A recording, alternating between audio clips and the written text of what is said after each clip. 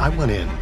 I am talking about giving you $100 million. That's not going to do it. 150. Love to help you, but I can't. 175. I wish I could. I'm just thinking if it, no. 275. $300 million. How far do we got to go? If you go above 4, we might have something. I can do that.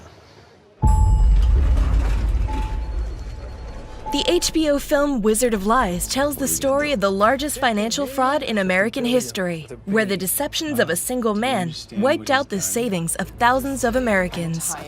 You were never suspicious of your father? You're asking me how I didn't know? You're the FBI. How did you not know? Sir! I don't understand! No shame! Mr. Madoff, please stand. In reaction to the film, Rebalance IRA recently gathered an expert panel to discuss how to protect your retirement investments, not just from fraud, but from conflicted financial advice and high fees, the kind of everyday financial abuse that costs investors an estimated $17 billion each year.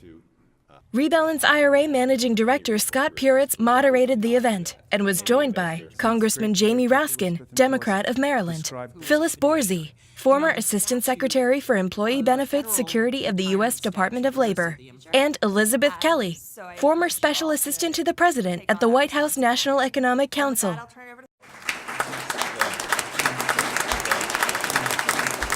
Phyllis Borzi, among other things, is her resume says, you know, national expert in labor law and employee benefits, and she did a long term at the Department of Labor as Assistant Secretary of Labor, and is generally recognized as sort of the driving force behind the fiduciary rule. But any of us who have had the pleasure of working with her thinks that she's much more than that. This woman is a true American hero, and I don't say that lightly.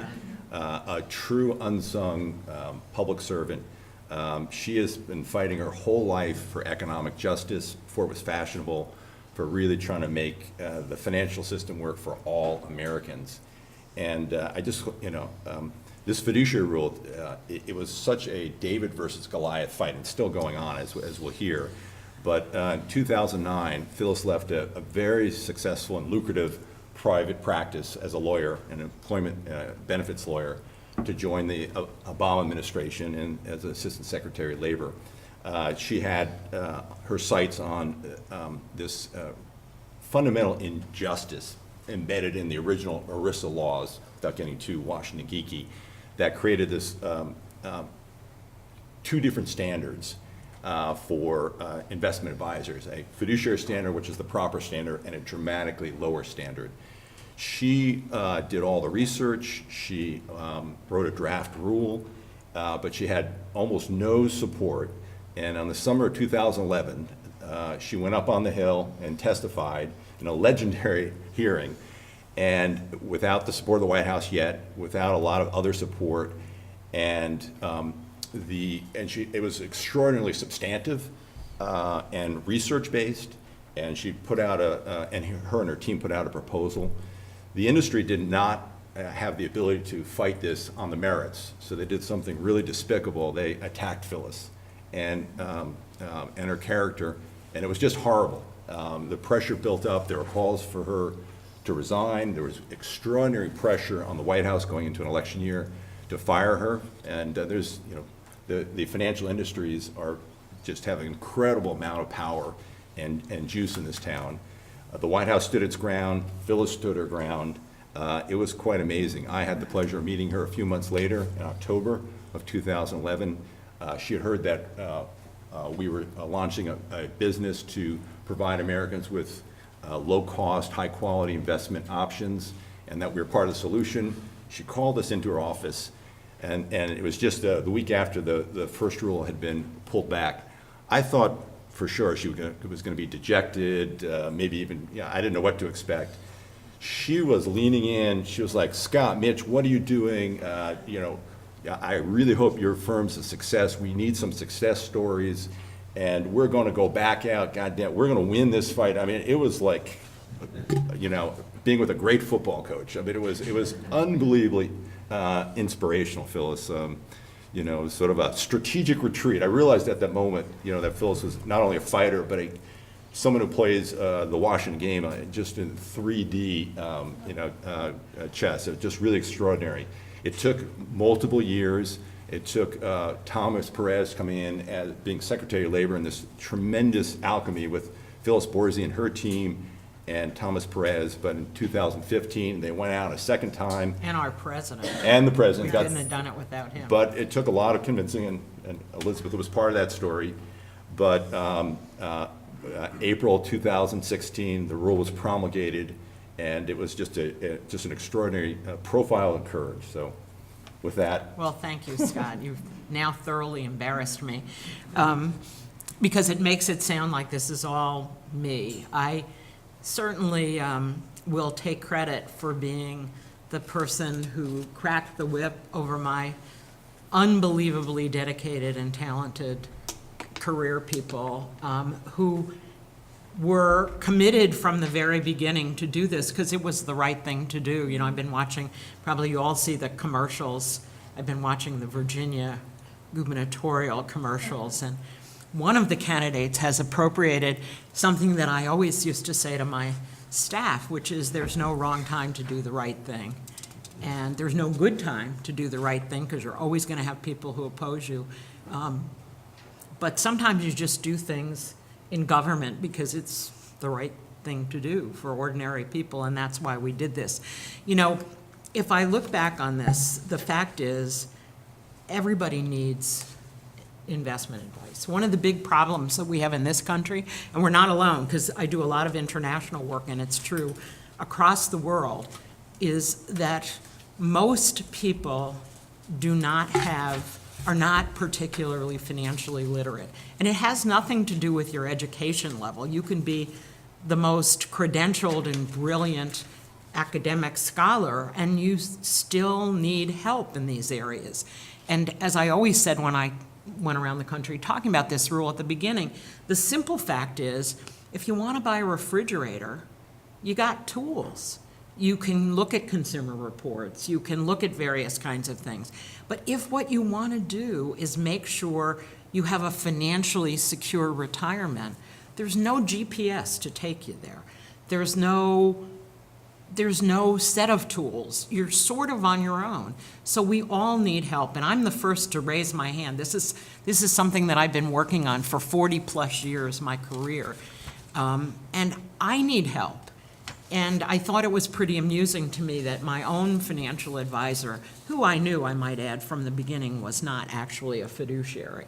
But it took him 2 years for me to beat out of him the admission that he wasn't a fiduciary, that he wasn't legally bound to put my best interest ahead of his own. Because he had all these euphemisms. And if you go to the websites of all your financial, all the investment people that you deal with, they all talk about putting you first. And watch the commercials on TV, watch the print ads. So everybody needs advice. But the question for us as consumers is, who can we trust? Now, Elizabeth pointed out the biggest problem, which is there are varying standards of care. There are varying legal standards. And when somebody comes to you and wants to help you, you believe, and all the empirical evidence shows that most consumers absolutely think that giving advice in their best interest is what people are legally obligated to do. But as Elizabeth pointed out, that's not the case. And what this rule does, and the best part of what's going into effect on Friday, even though lots of parts of this rule will not be effective, and even the testimony that the current Secretary of Labor gave today on Capitol Hill suggests that he's ready to gut the rule because of the whining of the financial services industry. But that's a different story. But the fact is, people believe that people who give them advice are acting in their best interest. And often, as Elizabeth's anecdote pointed out, the people who give you advice are people you know. They're relatives, they're neighbors, they're friends, they're people who go to school with you, they're people who go to the same church or synagogue, they're people that you've that you know, and you start with a residual of trust. And it's not like they're bad people. I'm never willing to say, because it's not true. Most people who give advice are in the advice business because they want to be helpful. So it's not like we have a bunch of bad people running around. The problem is the institutional system, where the compensation structure that these individuals who provide retirement advice or financial advice have is they make more money if they push particular products. So one of the things that you need to ask, in addition to the questions that Elizabeth pointed out, is how do you get paid? There are lots of people who get paid by commission, particularly in the insurance industry. And so you're not writing a check to them, but that doesn't mean that they don't get paid. Who do they get paid by? The people whose products they sell you. Now, that may be fine, because it may be that the products are perfectly adequate and really in your best interest. But ask, how are you getting paid? If I'm not writing a check to you, who is?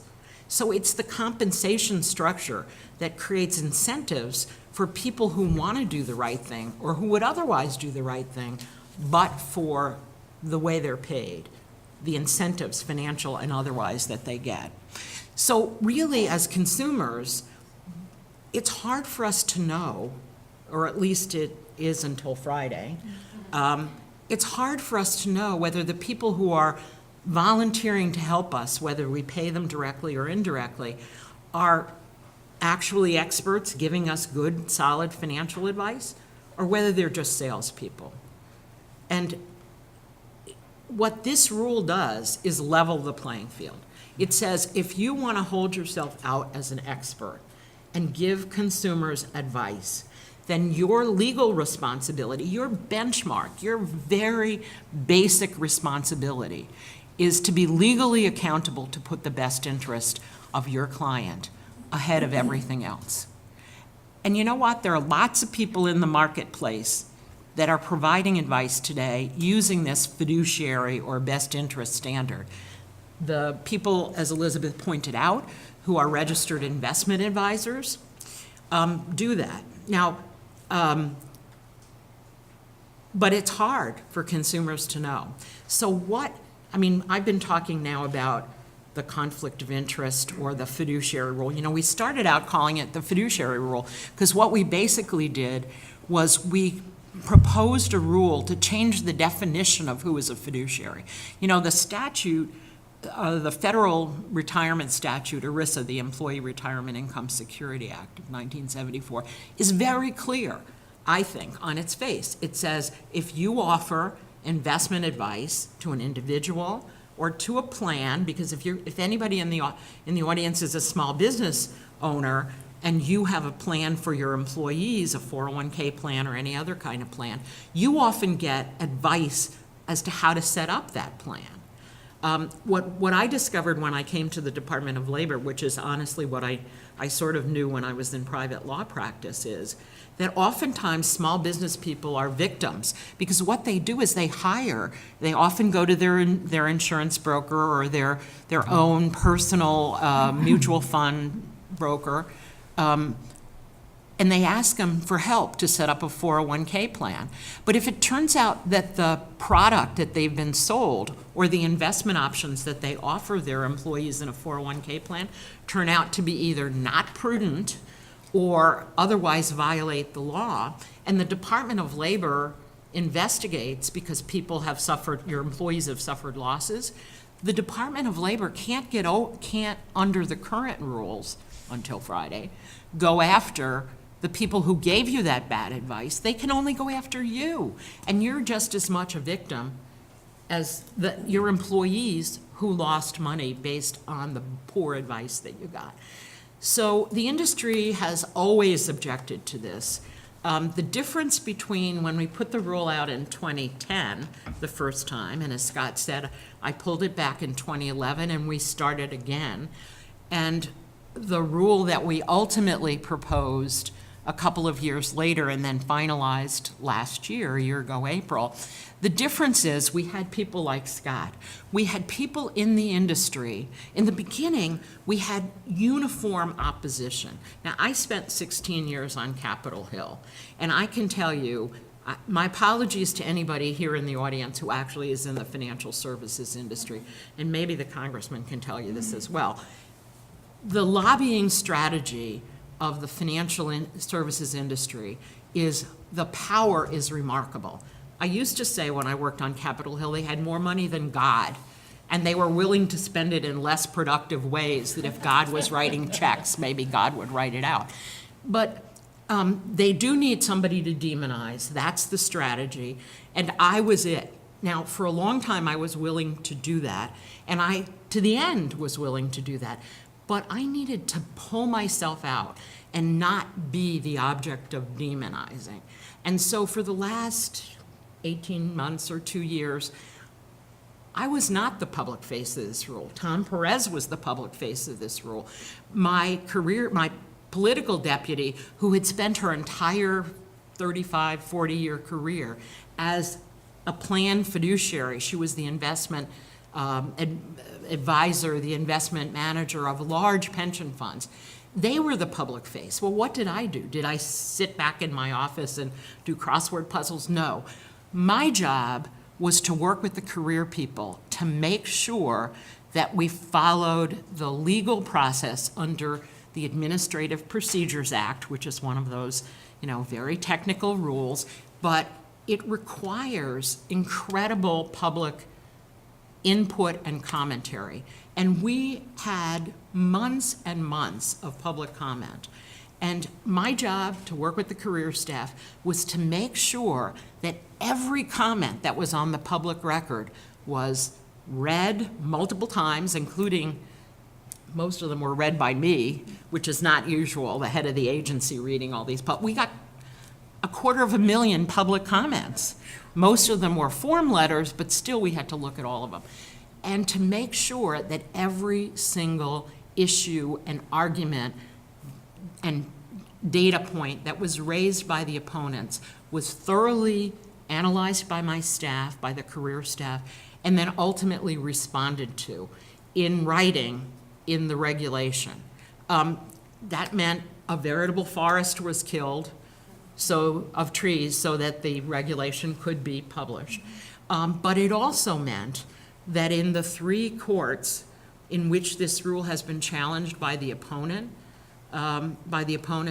we have won every single court case.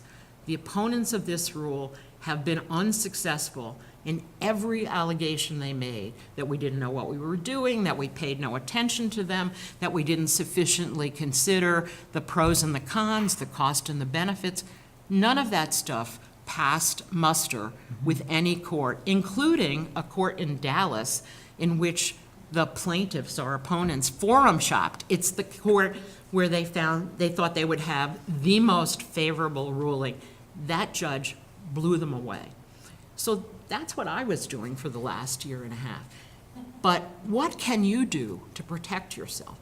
I think Elizabeth talked about it. Ask people who want to give you advice, are you a fiduciary?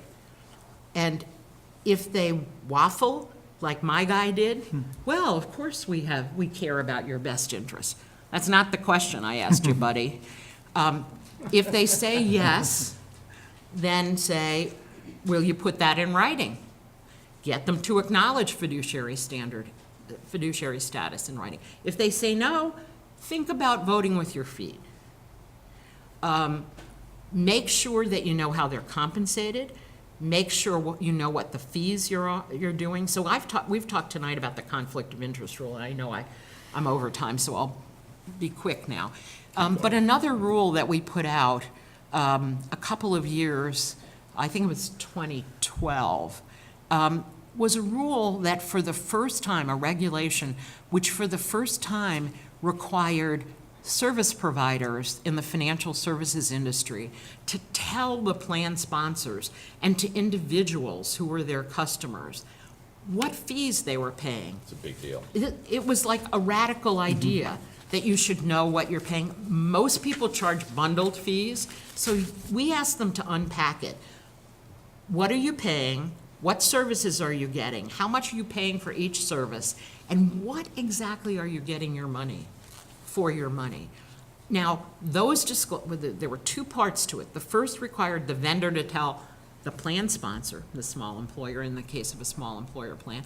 And then the second part of it required the plan sponsor to pass on not the identical information, but information to actual participants in the plan, its workers, in a way that they could understand. So it isn't just taking all the stuff that, you know, your financial people gave you and just passing it through, because nobody would understand that. I didn't even understand half of the stuff myself. So those are some of the things that you should do. I think, although I must say it took me about 20 minutes today working on the DOL website, one of the pieces of guidance we put out when I was at the Department of Labor was a checklist of questions that consumers could use to ask people who wanted to provide financial services to them about what they were providing, what services they provided, how much they would charge, who was paying them, et cetera. If you go to the Department of Labor, it's a very long web address, so I'm not going to give it to you completely. But if you go to dol.gov/EBSA. We can circulate it afterwards. Yeah, I mean, it's 2 pages, I mean, 2 lines long.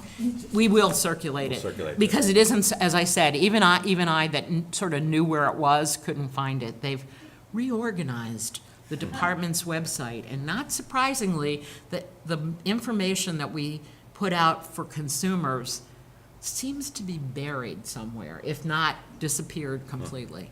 So I'm happy to answer any questions afterwards.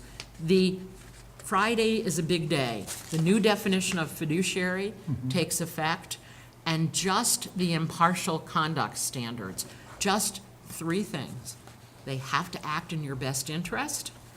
They can't charge you more than reasonable compensation for the services they provide. And most importantly, they can't mislead you. They can't lie to you about what they're doing. Why the industry still continues to fight those basic principles, not until next January, were all the details of how you had to accomplish those things, including the kinds of specific disclosures you had to give consumers. Those aren't going to be effective till then. Hopefully, they won't all be watered down or deleted by the current administration. But that's it. Wow. Well, thank you, Phyllis. Sorry, I just can't be short. I care about this too much. This was great.